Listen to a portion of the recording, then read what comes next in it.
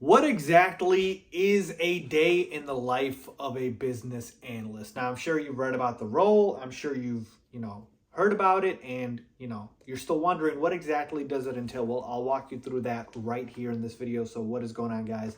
I am the BA Tutor, and on this channel, I talk all things in the world of the business analyst and IT. So if you guys are interested in that, please subscribe to the channel. I would really appreciate that. So let's hop right into it, right? So what is a day in the life of a business analyst? And like I mentioned to you, knowing the role and what it entails, like the description of the role, that's one thing. And the day-to-day, it might not be the exact same.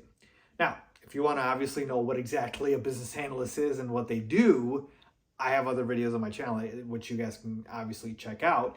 But to me, this boils down to two things that really happen in your given 8-hour day, right? Being a business analyst, you could be working more hours than that or less, but I'm just going with the standard 8-hour day.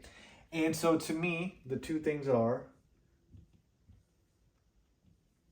requirements and meetings. Now, these two could go hand in hand, as in you could have requirements gathering sessions, which are also meetings. But I separated them out because majority of your day is going to be taken up by, these things. And then you can kind of put the third one here as a miscellaneous / or parentheses, emails, responding back and forth and whatnot.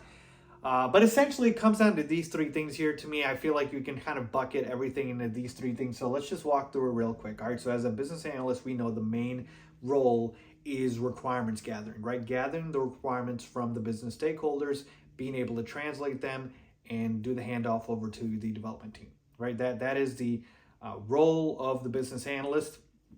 And so you are going to have requirements gathering sessions with the business stakeholder, and you're going to go ahead and document those. And again, you're going to do this handoff. But depending on where you are in the project, you could be in different phases. All right. So you should know something called the SDLC life cycle, software development life cycle. And in this life cycle, there's multiple different phases, right? You could be in planning phase, you could be in design, you could be in testing, you could be in deployment.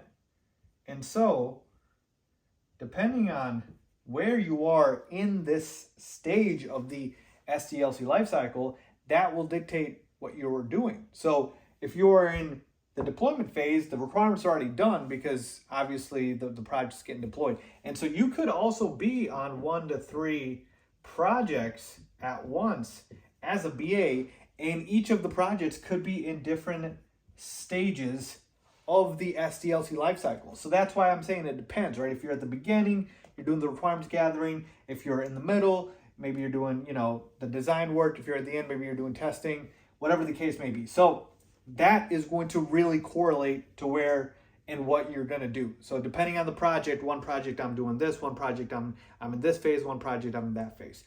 So with that being said, for the most part, that is going to be kind of a main portion of your work, which is, hey, are you making sure that, you've addressed all of the stakeholders' requirements and captured them, and you've answered all the questions from the developers, and you've gone ahead and you've done, the feature work, the story work, whatever the case may be. And so that needs to definitely be part of it.